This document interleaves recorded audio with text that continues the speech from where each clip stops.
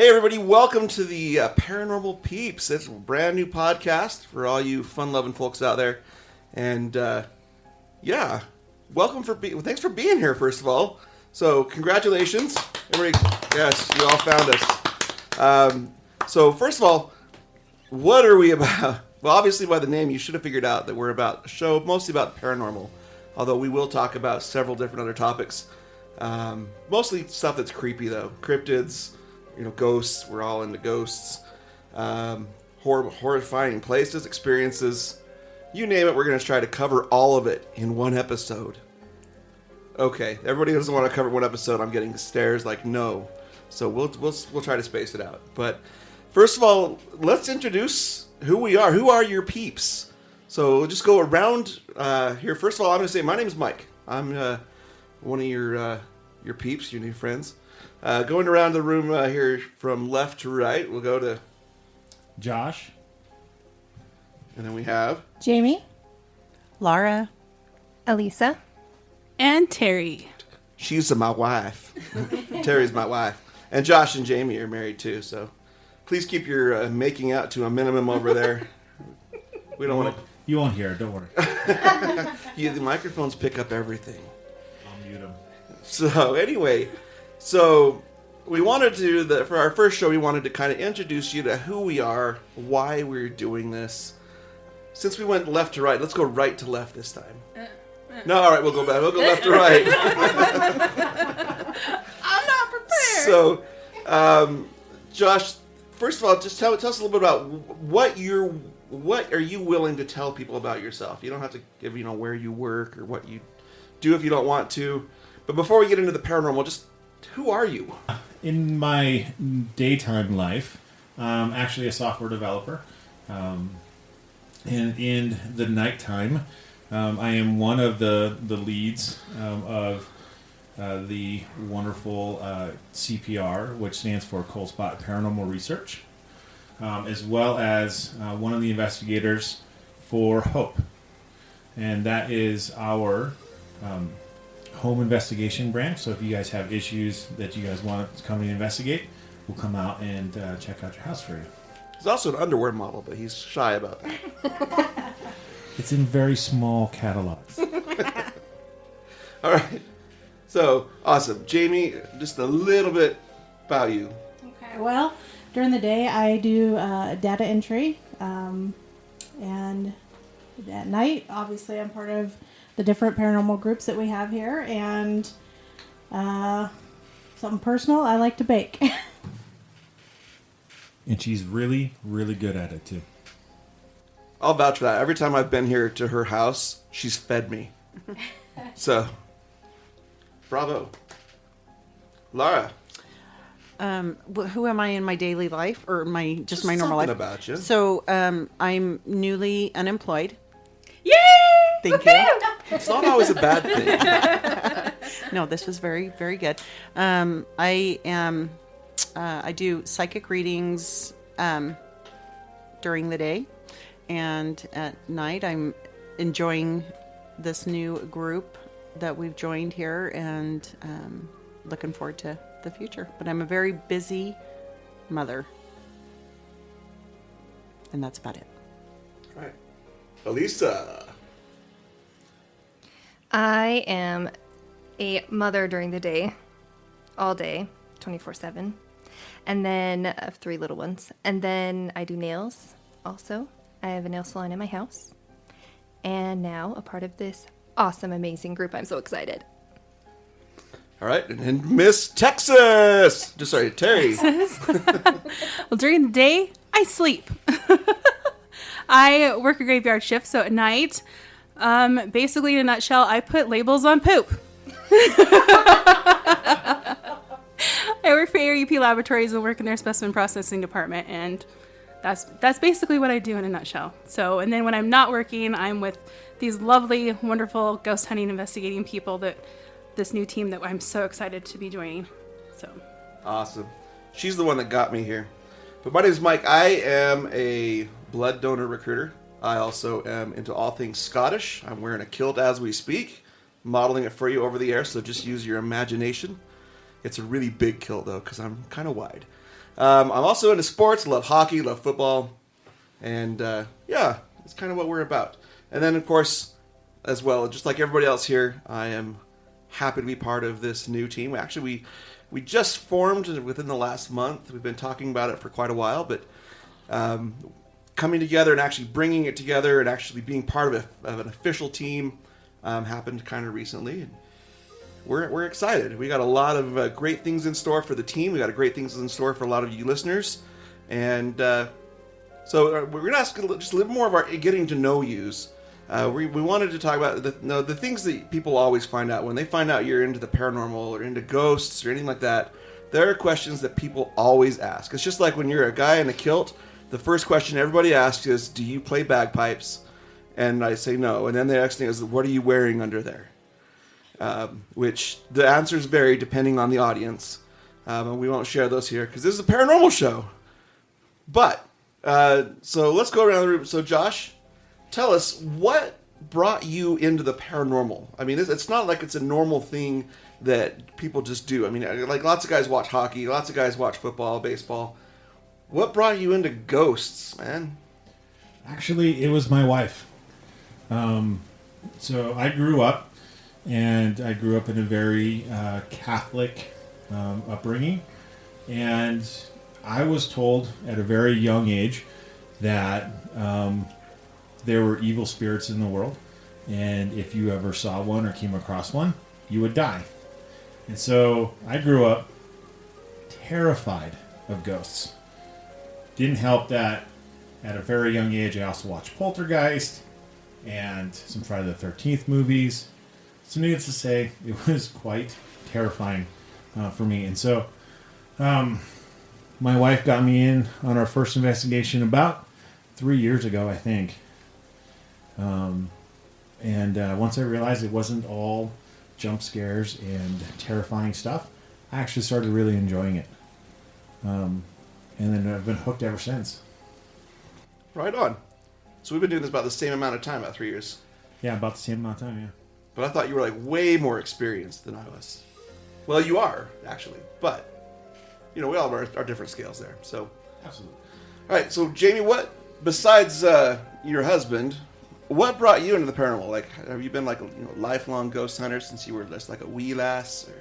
No, not at all, actually. I remember being in about 4th grade. My brother came home with a library book on ghosts and spirits, and I remember looking through it, reading it, seeing the pictures, and just having this fascination about it.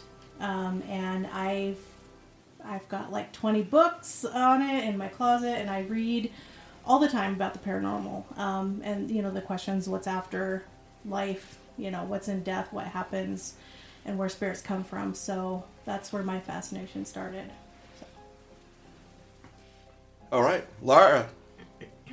I would say, so I didn't really have an option. I've seen and heard spirit from a very, very young age. And so I was kind of forced into it. There was a lot of years that I kind of shut down and tried to ignore it because it was scary. Didn't know, how to process it or how to deal with it or what they wanted or why I was seeing what I was seeing or a part of what was going on that way. And so I shut it down probably in my teenage years, just horrified of it early years. And then close to my teenage years, I shut it down. And then as an adult, just learned how to use it to help others and to explore, like you say, like what life's about and why they're there, why they're, reaching out to me or whatever. So just not really an option. Just at a young age, was forced into it. But what made you want to start investigating it and seeking it out? I would say just seeking answers. Like, why are they there? How can I help them not be there? Not because the ones that are miserable and in turmoil. You want to help them move on or tell their story or whatever. And so that's kind of if they're there and I've got the gift, I want to use that to help them move on. Oh, it's so generous of you. All right, Elisa, your turn. The lovely My Elisa. turn. For me, it was kind of the same thing as Laura. I was think I was 2 when I remember my very first paranormal experience. And that happened until I was probably like 5. I would see things all the time. But they were never like positive things. They were always negative. Everything I saw was negative. And then from like age 5 or 6 until teenage years, I guess pretty much till now, is more just like sensing where they are. And because I can't see them anymore, really, it's just I can just sense where they are and all that stuff. And then during my teenage years, I had sleep paralysis like every night. It was almost every night. And so with that, I was terrified, absolutely terrified. So for me, I've had like experiences throughout that time where I have seen things, but it's not like it was when I was little. It was just every once in a great while. So when the opportunity arose for me to be investigating and stuff, I started doing like the chunga hunts and that made it so I wasn't so afraid or so scared, and that I could get more confident in what I was dealing with, and so I didn't have to be afraid anymore. And so it was really such a relief to be able to figure this out. Awesome. And Terry, your turn. I don't even know what to say. What brought you in here? I grew up with it a lot when I was younger because my aunt was a medium and used to do readings and stuff. So I always hear stories from her. And I remember going over to her house and seeing the Ouija board in her closet and always really scared that she had a Ouija board in her house. Never had any personal experiences using a Ouija board. We don't play with those, but and then just like hearing her stories, and then there were things that I used to hear when I was little, not quite sure what the things were that I was hearing, but then that went away. But I always just had a fascination. I always read all the books about the ghosts. I always wanted to go on the ghost investigations, but I had a husband that would never go on them with me. What a butthead. We had an incredible opportunity one time, and he didn't want to do it. But anyways, and so eventually what pushed us over into actually getting into the investigating and everything was we had a daughter. And our daughter, when she was young, used to have night terrors, and the things that she would see and the things that she would say really made us question a lot of what could possibly be there. And so as she got older and more things started happening, that's what kind of pushed us into the investigating to learn how to protect her and take care of her. So that's me in a nutshell, I think. Wow, your husband sounds like a total reject. So, I'm here because of my wife, Terry. I'm hopefully not as rejectful as I used to be. I'm proof that somebody can change. So, up until about 3 years ago, anything ghost, anything paranormal scared the crap out of me. I would watch movies, and if I was brave enough to watch a movie, I didn't want to talk about it. She can tell you, we watched The Conjuring, right? And we went to bed, and she wanted to talk about it. All the lights are off in the house. We're laying there in bed, and I'm looking at the doorway, because we sleep with the bedroom door open, and I'm waiting to see the shadow move in the doorway. The movie Paranormal Activity messed me up. Just all these things, just not my thing, right? And eventually, she because she said she works graveyards, she listens to a lot of podcasts, and she said, there's this podcast you should listen to. These guys talk about they were talking about a movie, Paranormal Activity, on the show, and she says, and the other thing about it is they're LDS too, which for those of you, I'm LDS, Church of Jesus Christ Latter-day Saints. They said the way they explain things is a way that you can understand, in a way that's a little bit less frightening. And so it was really it drew me in, and I just started having more and more questions. And because I could understand, there's lots of people out there that just say all kinds of weird, crazy things that are just kind of turn me off. But for some reason, because the way that they spoke and the way they explained things, I understood it, and I had more questions, and I became more and more fascinated. And then she's like, I want to go. There was a friend of ours, he's now a friend anyway. He was a medium, and he was doing a group reading. And she's like, I really want to go out to the Benson Gristmill. That's out in Stansbury, Utah. I want to go out and do a public reading with him. And I said, yeah, me too. I want to go. And it floored her. She was super shocked. It was supposed to be a girls' night, and you took it away from me. That's the story of my life. I ruin everything. But, so she did allow it to happen, allowed me to come and break up the girls' night. And it was really interesting. And then there was a little mini investigation with it.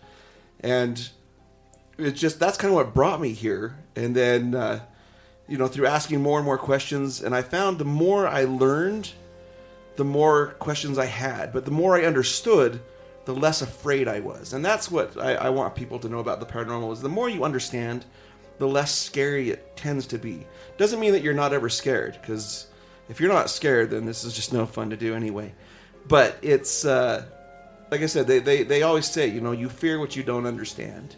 And so the more I come to learn and understand, then the more I'm fascinated and the more questions I tend to ask. So that's kind of me and how I got here. I got to give all the credit to my wife, though. If it wasn't for her kind of suggesting it, I wouldn't even be doing this. I'd still be home too afraid to watch Ghost Adventures. So, next question that people like to ask when they find out that you are a paranormal investigator or a ghost hunter or whatever you want to call it, that you're into this stuff, is what is the scariest thing you've ever saw? Or the coolest thing you've ever seen? It's the most, the craziest thing that you've ever seen. Josh? It's kind of funny because I don't find a whole lot of this actually scary. You would think sitting in the dark. Did you ever, though? Used to. And the first time I went on an investigation, I was terrified. Because a little other known fact is up until about 3 years ago, I was also scared of the dark. Really? Yeah. And so being 39 and scared of the dark, it's like a little weird, almost a little ashamed and embarrassing at first. But what I would do is when I'd go into a dark room, I'd open the door, slide my hand around the corner, touch the light switch, turn it on, and then I'd enter the room. Were you always afraid when you reached your hand in there that somebody else's hand was going to touch yours? Horribly terrified. Right? The other thing that scared me to death was looking in a mirror in the dark. Which now doesn't bother me at all. But I was always terrified that there was something there that wasn't me. And maybe that's just the whole Bloody Mary thing we learned as kids. But I was never even brave enough to do that. So, but I have two scenarios or two things that happened to me that were, one was terrifying in a sense because there was somebody else there that didn't experience it. So I used to work in this little sub shop in Minnesota, and it was definitely haunted. I had heard little girls playing. It's 9 o'clock at night. There's no little girls out there. Plus, it was an industrial area, so who lets their little kids play in the dark by the railroad tracks? Probably nobody. But this gentleman came in. He started ordering. I can't even remember what he ordered. But all of a sudden, I got this fuzzy sound in my ears.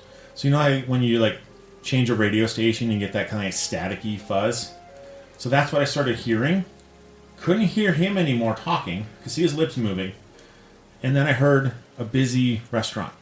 Glasses clinking, silverware, chatter, the whole nine. And then it faded out.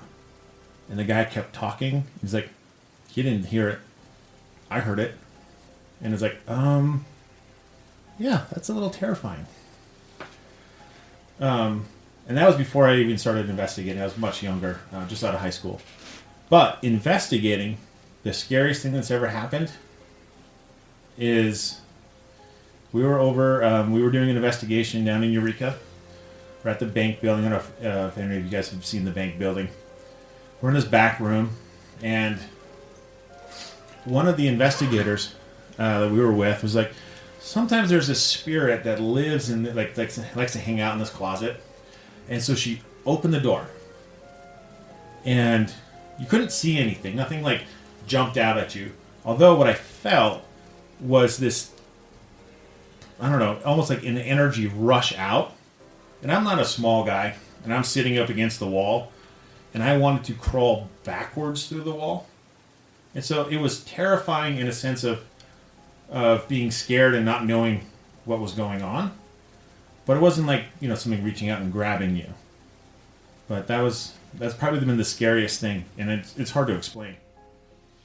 I find that a lot of times that when you're talking about the paranormal, it is hard to explain because it's something that is not normal. I think that's what paranormal means, right? It's something that is not typically seen as normal. So it's hard to explain things that people just don't automatically, like I can describe what licorice tastes like because most people can relate and go, licorice. I say that because we've got red vines on the table. You guys are at home are all so jealous right now. Twizzlers are better. That's debatable. But that being said, when you haven't seen it or experienced it, or it's hard to comprehend, and so it's really hard to explain to people. So it is. I totally get you there, Josh.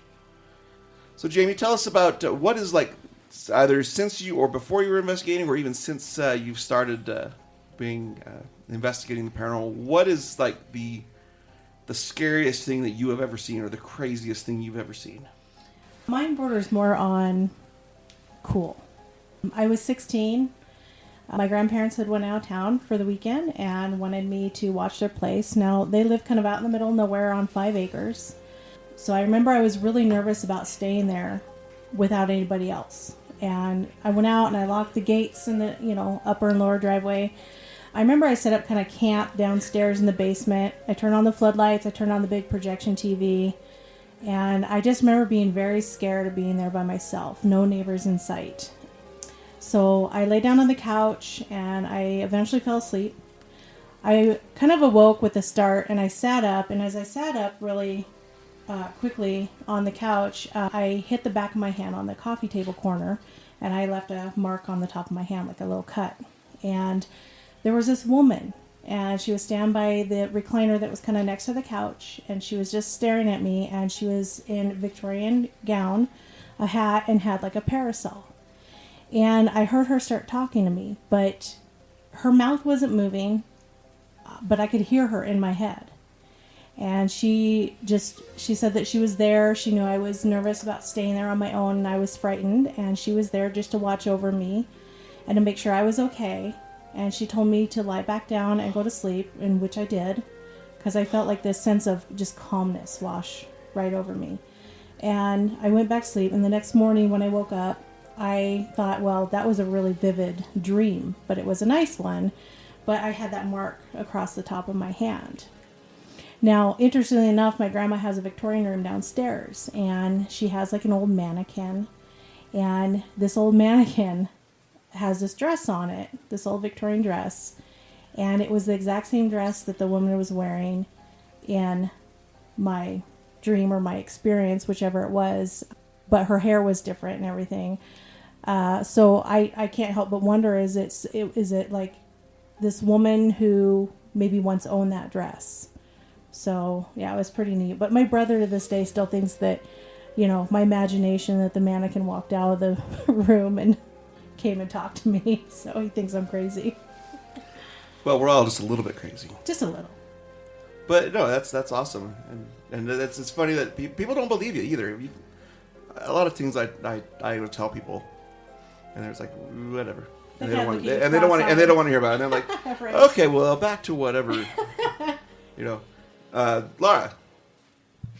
Okay, repeat the question.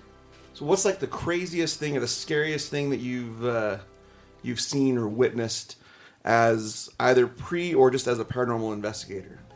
Okay. I'm assuming you get asked that, right? People yeah. Are like, oh, that's the craziest thing you've ever seen. Yeah, and I have a hard time with this because obviously having seen spirits your whole life, you see a lot of things as a child that it's hard to, like when you start seeing spirits or start noticing that you're seeing things that aren't real, it's just scary. But one of the most memorable things, and I relay this story quite often, this would have been in the late 70s, 1970s. Ooh, yeah. 70s. I was a young You just aged yourself. I did. But you look really good, Laura. I look good for 80. sound good for 80. Yeah, I'm hot. Anyway, so it was like the late 70s, and I was young, and my cousin had died, and he had been close to our family, and had spent a lot of time in our home. And we went to the funeral, and I remember not really knowing what death was, or understanding what death was, or why he was laying in this coffin and cold and not like responding to us. And I didn't understand the concept of death at the time. That's kind of how young I was. And that night, as things were kind of explained to me and stuff, I remember laying in bed just crying. And I shared a room with my sister, who had gone to sleep really quickly when we, went to bed. But I just laid there and cried and I was just sad, really, really sad. And I remember turning over in my bed, and my cousin was in my room. And at first he was back by the curtains, which was a little ways away, and standing up. And that was scary to me, because I'd just been explained what death was. And I hadn't had visitation from or seen somebody that I knew in life yet. And so it was scary to me, but he stayed the whole night with me. Every time I opened my eyes, he was there. And as the night went on, he sat on my bed at the foot of, by my feet, and communicated with me without words, without moving his mouth, and comforted me. And so it ended up being cool, but at first it was like horrifying. I remember I kept closing my eyes thinking, he's going to be gone. It's not really him, and every time I opened my eyes, it was still him. He was still there. So that was a really cool experience for me. Crazy and horrifying. Yes. All right. Elisa, if you remember the question. The question is, what is the craziest thing or the scariest thing that you have seen or experienced in the paranormal? Probably for me, I'm going to say when I think I was like 14 or 15. I was a dancer. I danced since I was 3. And I had gone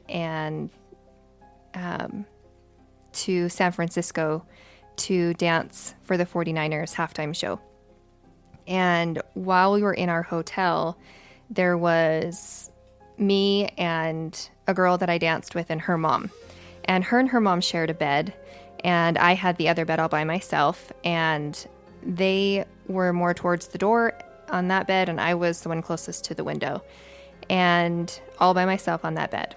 And I don't know what time it was. It was late. They had been asleep for a long time. I had fallen asleep. But for me, because of me being able to sense where spirits are, or when a spirit enters the room, it wakes me up. And it's like an overload for me. It's like overstimulus for me. And so it wakes me up. And so I woke up, and I instantly knew what was going on, that something was entering the room. And I turned over and I opened my eyes, and I saw this man come through the door. The door was closed, and he walked right through that door. And I bet you he was probably 7 foot. He was a huge guy. He didn't have a face, but he was just broad, really broad. And he was wearing like a black cloak and a black hat, like a top hat. And he came in and just started laughing. And it was this very scary laugh. Anyway, he came over and walked over to the side of my bed and just stood there and looked at me, even though I couldn't see his face, like there was no face really, but I knew he was like looking down on me. And he told me that he would remember me and that he would come after me again. And that was terrifying, and his voice was just so like, it just entered your soul, like it was terrifying. And I have never forgotten that. Every time I go on an investigation, that I think about that, because I just remember, I'm going to find you again, and then he just turned around, walked back out, and was laughing again. Like he was hilarious, and he knew he got me. And then he walked right back out the door with the door closed. That was terrifying for me. I should start doing that to people. Just walk out, I was like, I'll be back. I'm going to get you. Terry, Don't do that. tell us in your own words. Honestly, I haven't had a whole lot of like scary stuff happen to me. That all happens before I'm there and after I leave. But one of the really neatest experiences that I had, it was, I can't remember how long ago it was, but it happened out at Benson Grist Mill. We were in the big mill all the way at the very top, and I was using my dowsing rods talking to this teenage boy named Kevin. And he was a lot of fun to talk to, had a lot of energy, was answering our questions, was doing a really good job. And as I was standing there, all of a sudden, I felt this tug, this pull on my dowsing rods. And I'd never had anybody ever pull or tug on them before. And then the energy, the electricity, like shot all the way up my arm and into my shoulders and caught me off guard. I wasn't really scared. I just wasn't prepared for it. And it was a feeling that I'd never felt before. And I was like, holy cow, he just pulled on my dowsing rods. And for a while there, I was really nervous and scared to use the dowsing rods afterwards because it was just, I wasn't used to feeling all that energy. But I've gotten back to used to using them. They're one of my favorite tools, and I'm sure we'll eventually go over all the investigating tools on a later episode. But that's probably one of the coolest things that's ever happened to me. Yeah, that's awesome. And Kevin's a rock star. If you ever go out to Benson Grist Mill and you go up to the mill, top of the mill, ask for him. He's an awesome kid. He is dead, by the way. Well, he pulled on your dowsing rods after he pulled on mine. He pulled on him, and to me, the way I would describe it being is like if you ever see a fishing pole in the water, that's just sitting out there, and all of a sudden a fish strikes it, and you get that little tip of the rod, and that kind of a yank. Yeah, he was doing that to mine as well, and I'm like, that is so cool. Yeah, he kept doing it to yours and quit doing it to mine because I think he realized he knew it scared me. Yeah. And it really didn't scare me; it just caught me off guard. Like I wasn't prepared for it. Didn't know I was going to have that feeling that I felt, and but it was really cool. Yeah, really cool. mine he kept doing it just over and over and over and over, and I'm like, but there was a time when that would have scared. I would have crapped myself. For me, the scariest thing, and I've experienced a lot. I've been on a few more investigations.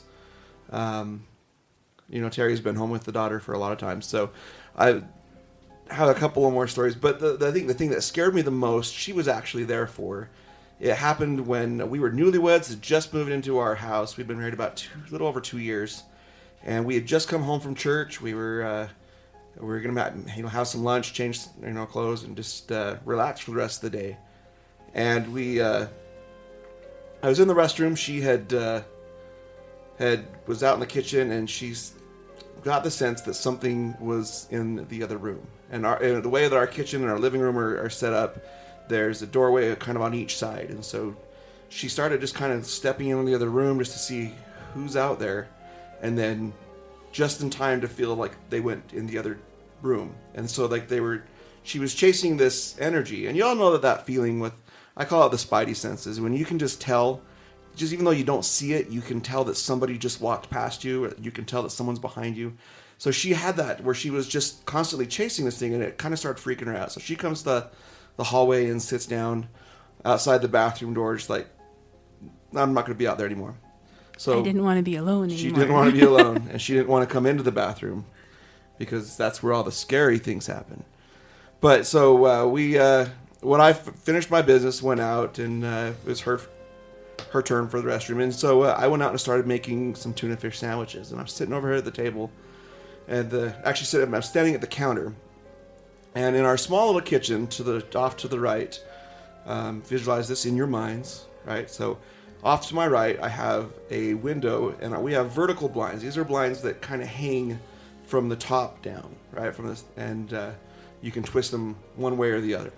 So we're standing there, I'm standing there, I'm making sandwiches, and all of a sudden I hear a noise, like a crashing noise to my right, and over at the window, all the blinds, something hit the blinds with a lot of force to make all of them, go flying and then start swinging back and forth.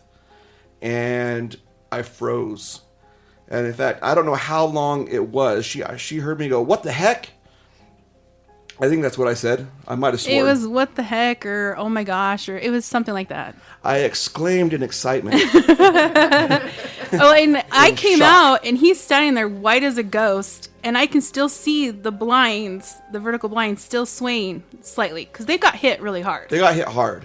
And all of a sudden, we're like, nope, we're not staying here. Nope. I don't think we even finished making the sandwiches. I think we put the mayo in the fridge and we left. And we went to her parents' house, and we figured we'll just, we'll address this later, because right now we were scared to death. So we went out to her parents' house, and somehow we talked to her aunt. And her aunt, who she has said is a medium. And she said, oh, that's just the guy that lived there before, and he was just there looking for his wife that we had bought the house from. And so just go home and just tell him, hey, she's not here anymore. She's living in Oregon with her son, and everything should be okay. And so we got home, and we walked in the door. We're like, hey, Jim. Harry. Well, I didn't know if we wanted to use his name. He's dead. I don't have a permission slip from him. It's like, hey, Perry, Bernice isn't here. She's in Oregon with her son, and so if you're looking for her, that's where you can find her. We bought your house. We're happy to be here. And we didn't have anything happen with that again with him. But we did find out, though, that same week, within those same couple of days, that happened to us. She passed away in Oregon, which was really cool, because there's a theory out there. I don't know how much theory it is or how much I'd totally buy into it, but that when you die, usually one of your family members comes to kind of greet you there, and you hear a lot of people talk about that are, as the veil gets thinner. And so we believe that, that he was here looking for her to kind of help bring her to the other side, and kind of irritated that, where's my wife? So that was probably the scariest thing, I think. I have a whole bunch of scary experiences through life, but I think that's the number one that is obviously paranormal and obviously horrifying. And I have a witness to prove that I was... I'm if I hadn't gone to the bathroom first, I probably would have soiled myself right there. But no. So the chambers were empty, so it was just the white as a ghost. All right, so before we go to the third question, just to kind of a little bit more background on us. So you heard Laura talk about how she can see things and whatnot. So just going around the room, do you have any psychic gifts or gifts that kind of help you investigate in your paranormal? This is a curveball one. They weren't expecting this question. So some people have gifts, some people don't. And so just to kind of help explain kind of who we are and why we see some of those things, do you have any gifts that you know of or you're willing to share about? No, I really don't. I think a lot of people have the ability to sense things that aren't there, or that are there but are obviously not living. And so there are times when I can pick up on those things and know that they're there. But I couldn't tell you if it's a male or female or human or inhuman. So for me, I'm like the big tech guy. So I got all the fun gadgets and cameras. Josh has all the cool toys. I do. That's why we became friends with you, Josh. Really? I knew it. And so I like those, and for two reasons. One, it gives me something to look at and say, oh, that's really cool. You can see that. And two, it's always nice because people don't always believe you. And so you're like, hey, look, see, there's a picture right there. And they're like, nah, it's just dust. But we know something might be something else. Could be. Jamie.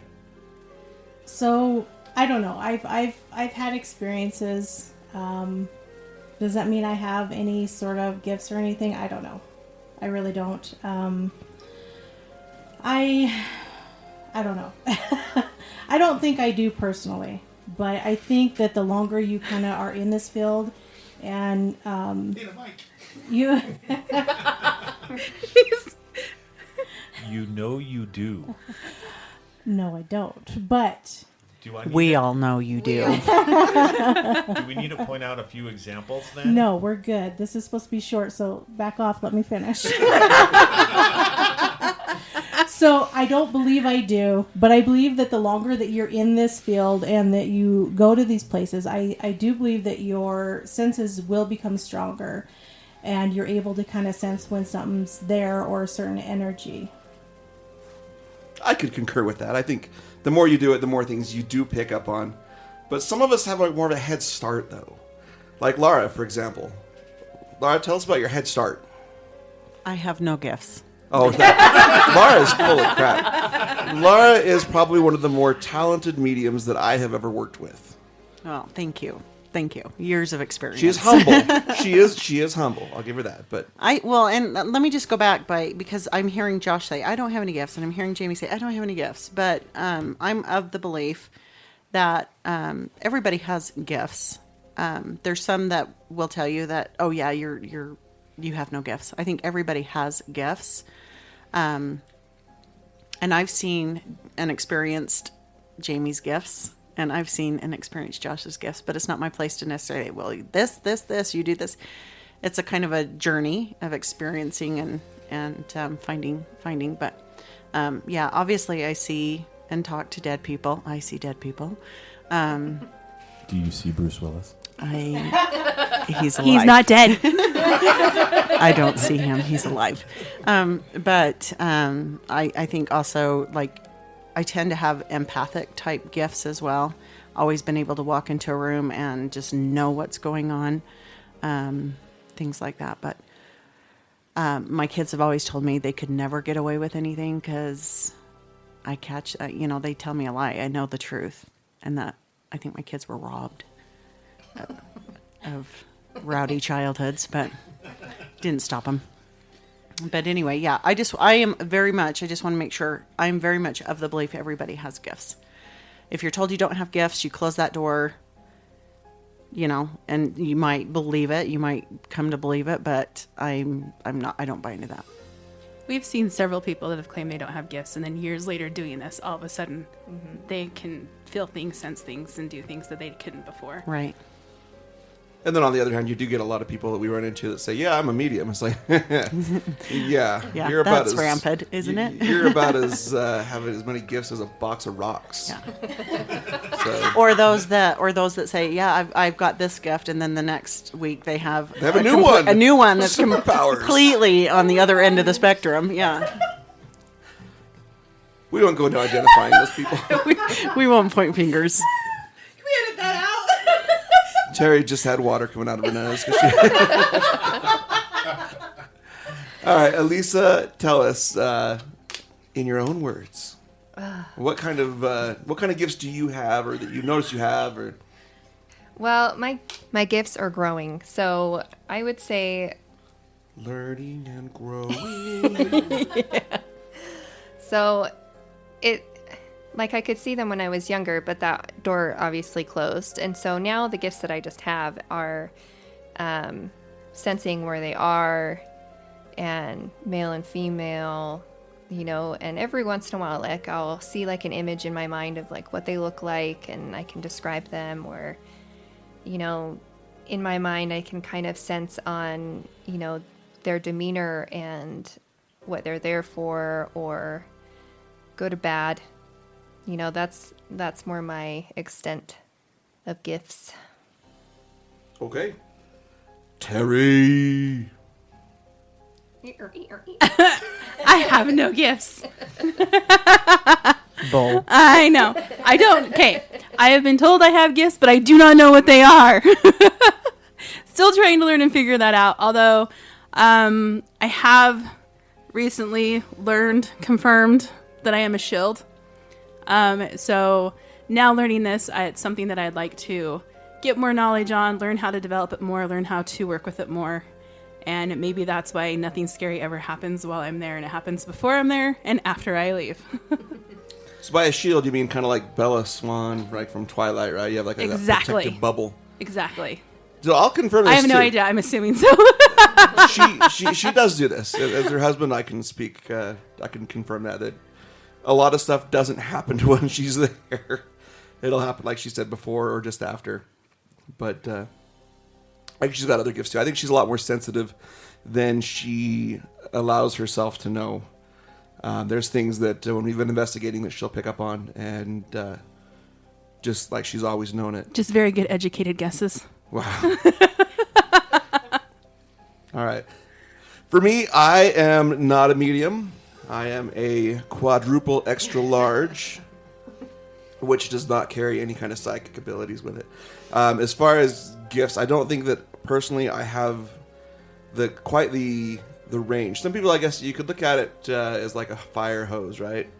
Or like a hose. Some people, like Laura, from a young age, getting the fire hose full beam right off the bat.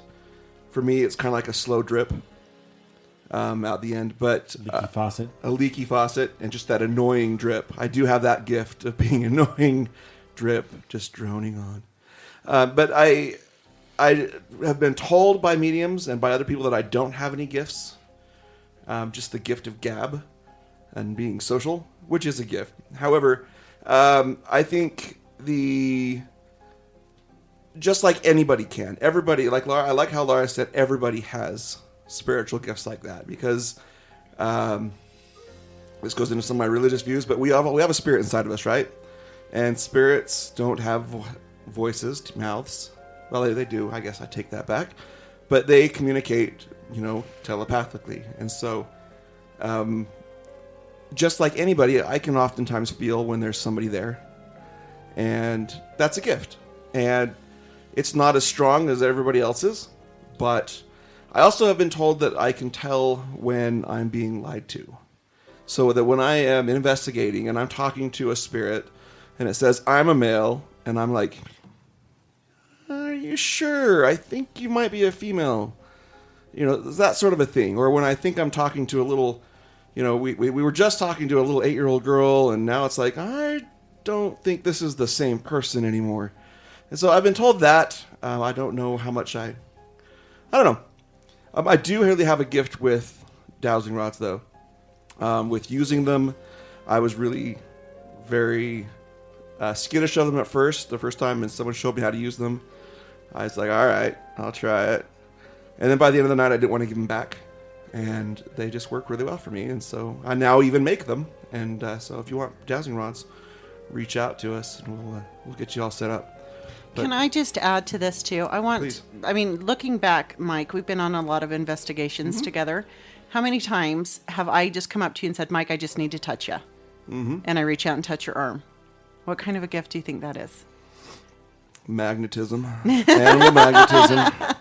No. Everybody wants a little piece of Mikey. It's the not. same gift that a teddy bear has? Like you just want to hug it? No, I just needed to touch him and I would be okay. Like whatever is Stroke attacking the furry me wall. or...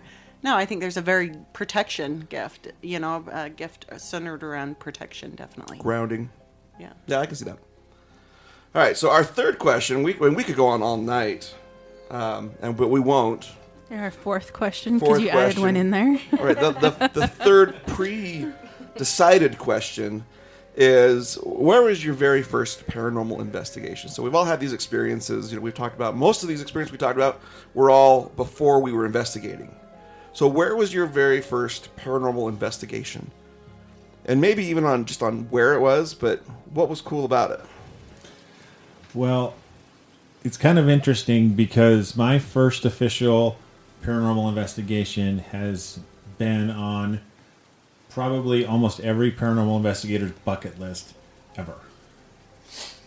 And it was Waverly Hill Sanitarium in Louisville, Kentucky. That was your first? That was my first. I did not know It's like that. diving into the ocean when you don't know how to swim.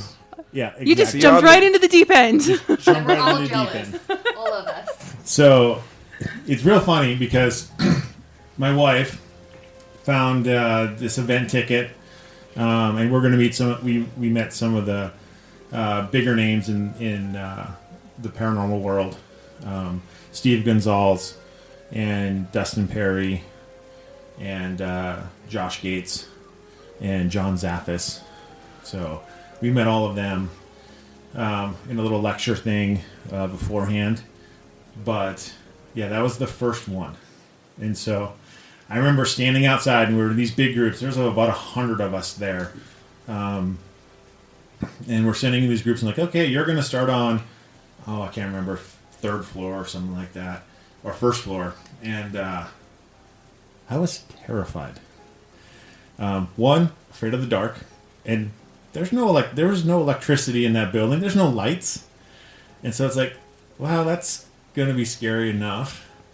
And then never having done it, and so we got in, and yeah, it was It was like a love at first investigation. We went all over that building. We were the last ones out. Like all of the cars, security left, and then we left. You're lucky they didn't lock you in. You know, I don't think I would have minded at all. So what is it that like flipped your switch? Like what made you change your mind on the whole thing? It's kind of like being an adrenaline junkie in a way. Because you're like when you're inside and you're in the dark and you're talking and you know trying to communicate with spirits. There's a bit of a rush that can kind of happen, especially if something does happen. And I wasn't sure what kind of evidence we would get out of that because the only thing we brought with us was a digital recorder. That was it. And a flashlight. Oh, and a flashlight. We each had a flashlight. That's Just it. so you wouldn't trip and fall down the many stairs in the building, or go down or trip down the death tunnel. But yeah, it was really neat. We met a lot of neat people. We hung out with some people down in the bottom of the death tunnel. That was me. It was a ghost in the death tunnel. Sorry. I hit the little. I'm going to be honest with you. We're at Josh and Jamie's house, and they have this snack trolley, this cart that's just chock full of goodies, and it's so hard to not. We'll have to post a picture. She's got so much candy over there. It's delicious. She was trying to quietly open a piece of chocolate for me. Sorry, Josh. No, it's continue. But yeah, that was the first place. And we spent, I think it was only 4 hours, or maybe it was 2 hours. Oh, it was longer than that. It was about 4. Yeah, so about 4 hours in there. We traced all around that building. We ended up on 5 and whatnot. And so, in one of our later episodes, we will do a whole spiel on Waverly Hills, and you will hear some of the clearest and longest EVPs I have ever heard. Like an hour-long EVP? How about 2 full sentences? Ooh, that's pretty long. Though. Yeah, In the that's world of a good one. EVPs, that's like an eternity. A reason to come back and listen later. Absolutely. All right, Jamie, what was the first place that you ever investigated?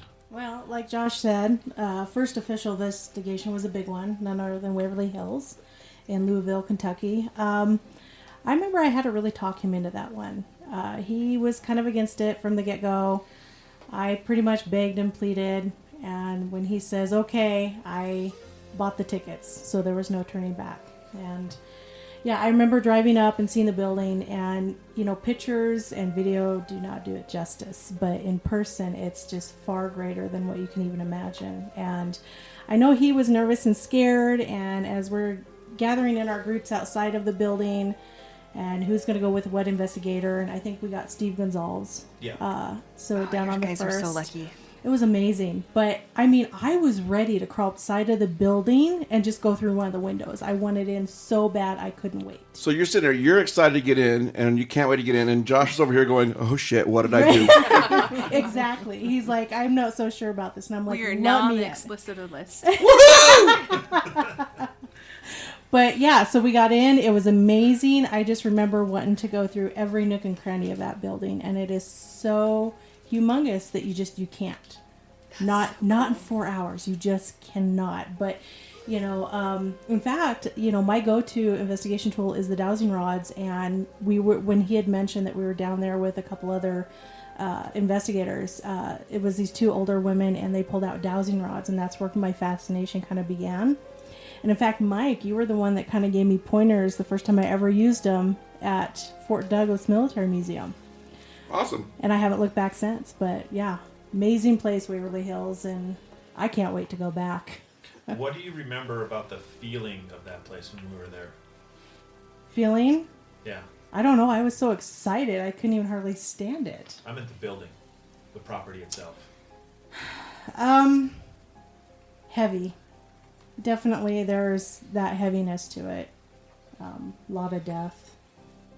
I think just going there, like knowing that I'm going to be there that afternoon, I would be carrying that heaviness. Absolutely. All day. It's like that place. So, I mean, we're planning on going there in the next couple of years as a group. And I'll be honest, right now I still am nervous about it. Are you? Asylums Oh, I'm and so hospitals and prisons, which are all the cool places that this team's going to go, It's going to be amazing. are all the places Castles. Yes. which, I'll be honest, I'm a little nervous about. It's not like you're going and investigating Grandma's house. So, In a way, for me, I mean, because we went back in 2019, Josh and I did, with my sister Nicole and my brother and then my dad. And it was amazing, but I remember getting back in the building and thinking, I feel like I'm home. wow. It was weird. It was weird, but I felt like I was coming home. It's like a somewhere in time type of a feeling. Exactly. Yeah. Wow. That's Well, crazy. That's like the movie and creepy. House on Haunted Hill or something, where the girl goes to investigate or not investigate, but to be a part of this group about sleep, and it ends up being a study about hauntings, and it was like her great grandmother's house or Interesting. something. Or like the It's not. It's not House on Haunted Hill, but It's it's not House on Haunted Hill.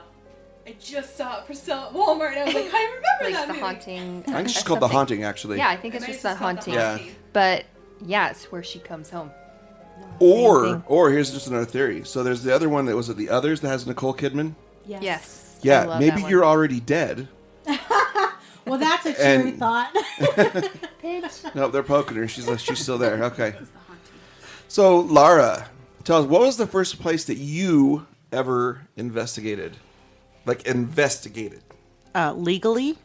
No, I don't have to be legally. What's the first place you investigated? We're already giving your address, so they can't come get you now. But Good. Okay.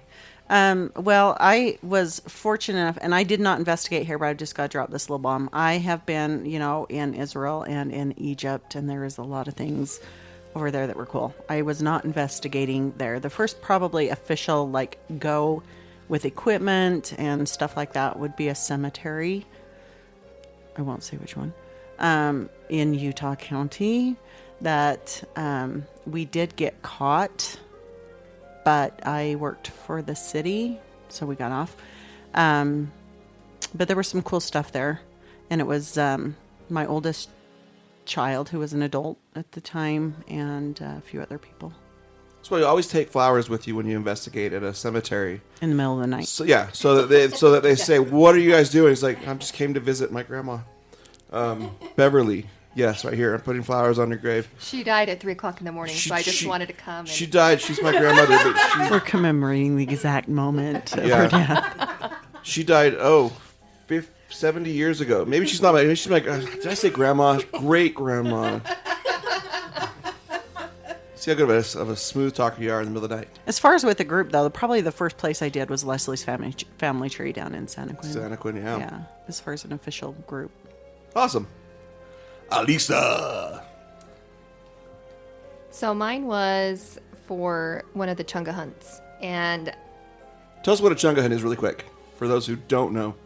so Chunga, he would do these hunts, these public hunts, public investigations, where you buy a ticket and you can participate in a hunt, and you separate into these groups. And you go and investigate all the different areas of the building that you're in. And so, yeah, he would just talk about his Chunga hunts and where you can go buy your tickets. And so he was a radio host back in the day. So, Where at? girl, I don't know. Salt Lake City, Utah. Now he's got an awesome What's podcast. his mother's name? His mother's maiden name? I don't know. His social security number? Did you have a crush on him? No, I'm just kidding. Oh my gosh. No. So, anyway, what's that place called? What's that theater again? Off Broadway. Off Broadway. Okay. That's the thing about me. I don't remember the names at all. It's horrible. I just don't remember the names. Anyway, so Off Broadway Theater. I think that was my first Chunga hunt.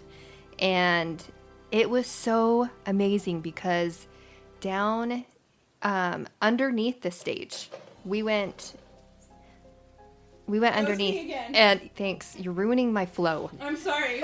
I've got this thing right between my legs, and I can't. I'm sorry. Too much information. It's the clamp that holds the boom on the table. Too much information. Family friendly.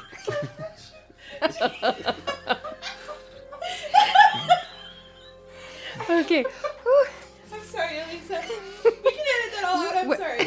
Where am I at? Should I start over? You were off Broadway, huh? Okay, The so we went under the stage, and I was with probably 5 other people, and we asked if the spirit that was there that we had heard had haunted that area would speak up.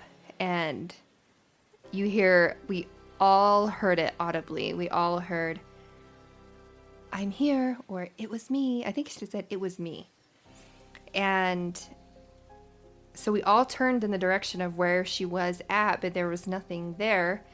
And I kind of was like, because we're all like crunched underneath the stage. Like it's short. It's not like you can stand up in it. It's short.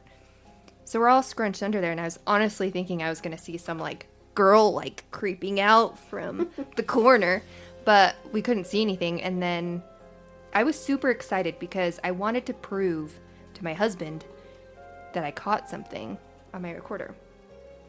But I got home and it wasn't on my recorder, and nobody caught it on any of their recordings either. It was just a whole nother frequency that none of us caught. It was, Like it was a such ghost. a bummer. Yes. Awesome. Terry, first place you ever Yes. investigated. Elisa, we could have gotten to know each other so much sooner. You know how many chunga hunts I tried to go on? I wouldn't let her. I didn't want to go because I was scared. I tried to go on all the chunga hunts, but never got to go on any of them. My official investigation was at Benson Gristmill. That night we did a group reading and then the short investigation afterwards. There was only 7 of us there. Very small group. We had all of Benson to ourselves. We got some knocks, got a lot of flashlight play. We heard our names through the Echo Vox. Is that what he had? I have no idea. You don't even remember. I don't remember much at all happening at that place. There wasn't a whole lot of like amazing things that happened, but there was a couple little things that intrigued us to go back on a second investigation. So, yeah, there was a lot of other places I would have done first, but I couldn't go. I wouldn't go by myself. She'll never let me forget. So for me, it was the same. It was the Benson Gristmill, and I don't remember a lot happening. In fact, I was really disappointed. And then we did it again with another group that invited us out, and not a lot happened. And we drove away going, "This is stupid." We didn't think we'd ever go back again. So. Other than those, and because Terry already talked about Benson, so I'm going to say my first place I ever investigated was actually a residential visit with that same team. In fact, they later asked me to join the team, but this was kind of a maybe it was like an audition type of a thing. And so one of the coolest things that happened at this house is there was a portal in a doorway, and one of the team mediums was going to close the portal, and she put this little obsidian ball on top of that portal in the doorway. And it was probably like the size of a softball. It was a pretty big ball. And the thing started rolling around as the way that the portal was kind of swirling. And it rolled around in a circle. Nobody's touching it.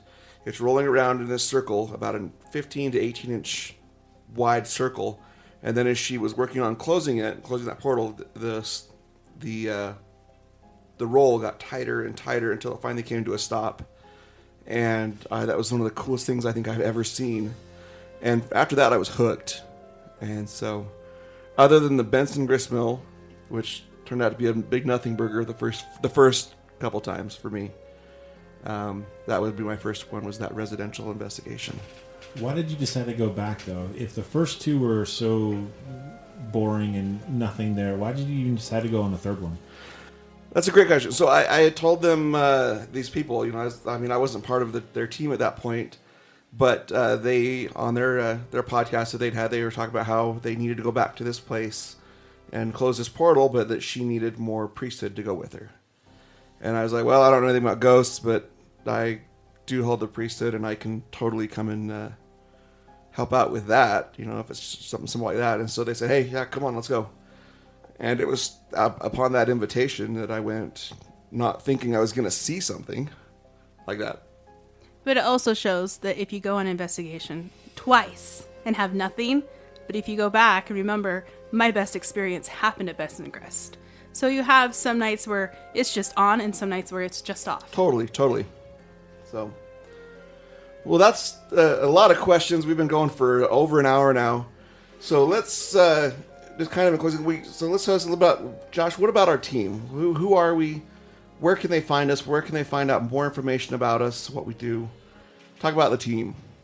So we actually have two separate but equal teams. And so everyone that's been talking tonight, we are together on a team called HOPE, which stands for Heart of Paranormal Experiences. Part of the residential investigation team. So if you guys are having issues in your house, you can go to our website. It's called paranormalhope.com. There's a little questionnaire on there. You can fill it out. There's also a phone number. You can call us. We'll get back to you, and we'll get the time set up, and we'll come in and take a look at what's going on. We just don't want anybody to live in fear, because there's no point living in fear. There isn't. There's most of the time, at least I think from most of our experiences, entities that are in someone's house, they're not usually malicious in nature. Some of them just want to be heard. And so it's like taking that veil away. So, you're always scared of what you don't know. And so once you find out that, it's really just grandma coming to say hi, it's no longer scary anymore. And this is something we do. It's no cost to you. We don't charge people to come out to their house. It's kind of like we have experience with things to where, if I have knowledge and understanding of something and I can come help shed some light on something, it's not fair for me to exploit anybody. And I just share that because we want everybody to understand. We like to educate folks. And like I said, nobody should live in fear. And so it's something that we just do as a service. If you have something going on that's creeping you out, let us know. We'll come check it out. Absolutely. And then we also have our more public facing view of the world. So we have, it's called CPR, stands for Cold Spot Paranormal Research. We have a YouTube channel. Check us out. Right now we have 3 videos on there, and so that's a little bit not exciting at the moment. That group includes the 6 of us around the table tonight. Also includes Stacy, and then Cole.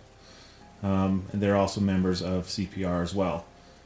We will go out and we'll go gallivanting across the country, go into those haunted locations, finding out what's there. Also giving a good history of what the location is. So we've been to like Lava Hot Springs, we've been to Fort Douglas, been to Mercer Cemetery, we've been to Old Montana State Prison. So that was a 12-hour investigation. But you can find us online as well.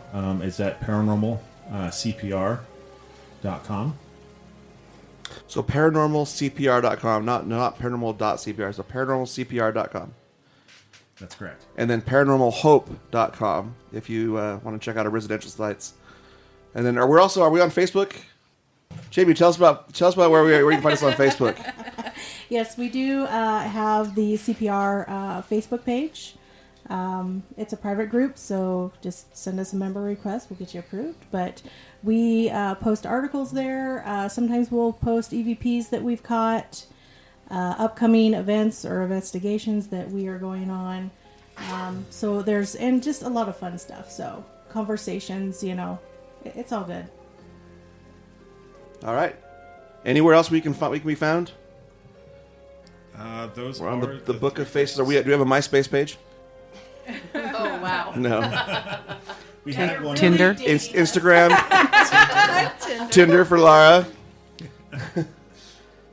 Twitter sphere. Okay. But one more thing, as Josh was mentioning, our other members that couldn't be there, there's of course Stacy, my brother, my sister Nicole. I also wanted to mention my dad, who was one of our first members. He recently passed back in October of 2020. So, but in fact, What's his name? Larry. So, yeah, I just wanted to put that out there because I promised him that that we would keep going with this and we would see it through. And so, yeah. Love it. Awesome. Well, everybody, we're going to let you guys go because we've been tying up your phone or wherever you're listening on for a long time, and I'm sure you all got to get back to work. But we really appreciate you listening. This has been our first episode. Check back. We're going to try to drop a new show about every 2 weeks or so. Be patient with us. We'll learn things. Maybe if the audio needs better. And if you have different questions that you want us to ask us, please reach out to us and let us know. Josh and Jamie just told us where you can find us. But if you have questions, if you have topics or something you want to talk about, or if there's any feedback you have that's positive and constructive, then we'd love to hear it. If you don't have anything positive or constructive to say, then just keep it to yourself. You'll hurt my feel-bads. Yeah. But anyway, we want to thank you all for coming out. Hope you guys have a great night, and hope to see you on a paranormal investigation soon.